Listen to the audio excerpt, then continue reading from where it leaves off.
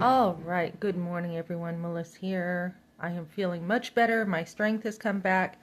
Yesterday, I was just worn out, and it happens. I take on a lot of stuff in life, guys, so there are times I get worn out before I even know that I'm feeling sick or worn out. So, yesterday, I took it easy. Next 2 days, I'm not really doing anything. Labor Day, I have one cleaning account, small, and then I'm taking it easy. So I've got the next few days planned out for me just to relax, get things done around here. That's my taking it easy. Getting things done around here, doing some filing, some paperwork. I will be bringing you guys along if you want to be with me and do some, homemaking stuff. I will be working on that. So it's a balancing act, right? It's a balancing act between taking care of your home and working. Now, when my kids were little, I was mostly home. I was home, and I would take extra time to read because I was home. I would read outside. When my kids were young, because I had the time, I was very grounded in good doctrine.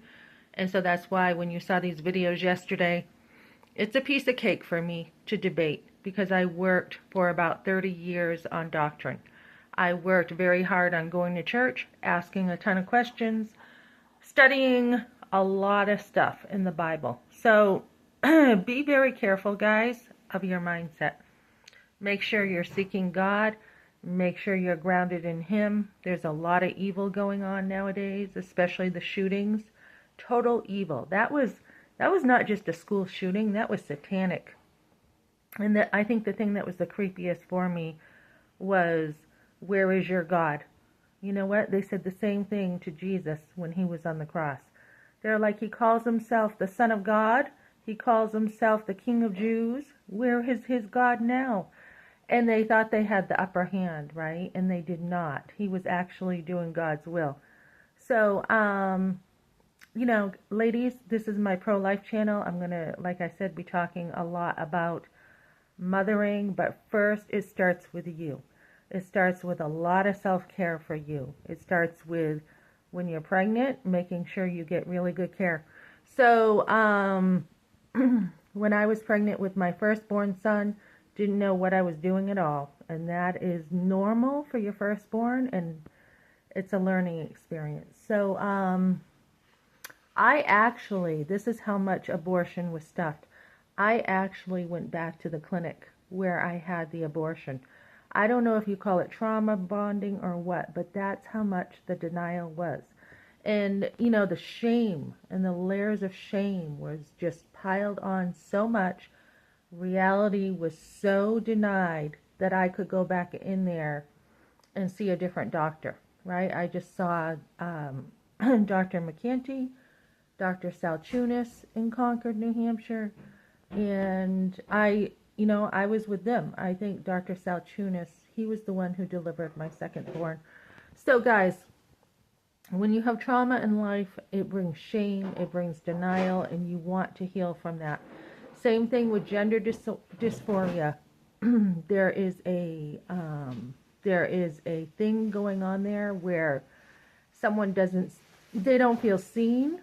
They don't feel they have the coping skills to deal with their gender or whatever, so they just live in shame and they live in trauma. And they've had trauma and they just cover it right up. So you want healing. You want to take very good care of yourself. So I did have that, and then my firstborn son in the hospital 3 days.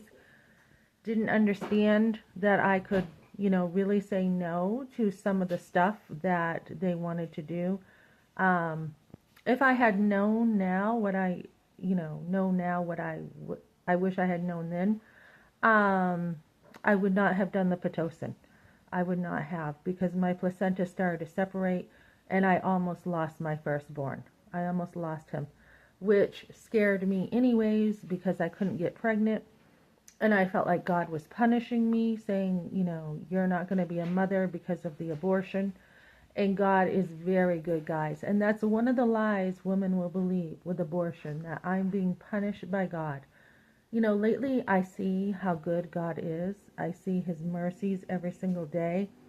His mercies are unbelievable. And when you have a picture in your head that God is just punishing you and he's mad at you and he's, you know, not letting you have kids, that can carry into a church too. If they find out, well, you had an abortion, they may not want you to help with the nursery. I've had that happen before, and it wasn't even me, right? So I love kids. I work with kids. Kids are awesome to me. My second born, I had gone back to that same place where the Concord, what am I thinking of here? I can't even think of it. Not the Concord Feminist Health Center. I was there in front of them talking against abortion. Concord OBGYN, that was it.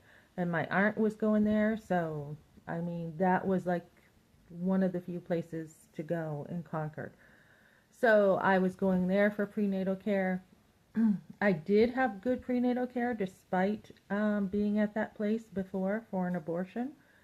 And then with my third one, I had my first home birth. My friend had a home birth, so she told me everything. She gave me the plan for how to do stuff, so I wasn't doing it by myself. And then I used the same midwives, the same circle of midwives for my last three. So I will tell you that the self-care I learned with home births was amazing. It was amazing. I mean, not only the knowledge of the babies, but how to take care of yourself. It was such a magical time in my life, such an amazing time to really understand birth and stuff. At one point I thought, oh, maybe I'll want to be a doula. But it was just amazing. And yesterday I had a neighbor come by and she had her grandson and I was holding him. And he was restless. And I'm like, I'm going to give him back to you because he's really restless. And I thought he had was constipated, and he was. He was just super fidgety. He couldn't get comfortable. And, I didn't want to make him cry. He was only a month old. So I gave him back to her. But I just love babies. So, ladies, it starts with motherhood. When you're pregnant, it starts with very good care for you. You're pregnant. Treat yourself different. I see so many women, working when they're pregnant, and you want to be treated different. You want to be like this. Hey, I'm pregnant. I'm not your normal type of, person working. I need different care. And I'm not talking about, discrimination at all, but I'm talking about a higher level of care. And one of the nonprofits who hires moms, they believe in pro-life so much that she can bring her baby with her when she does office work, so that she has her baby with her all day at work.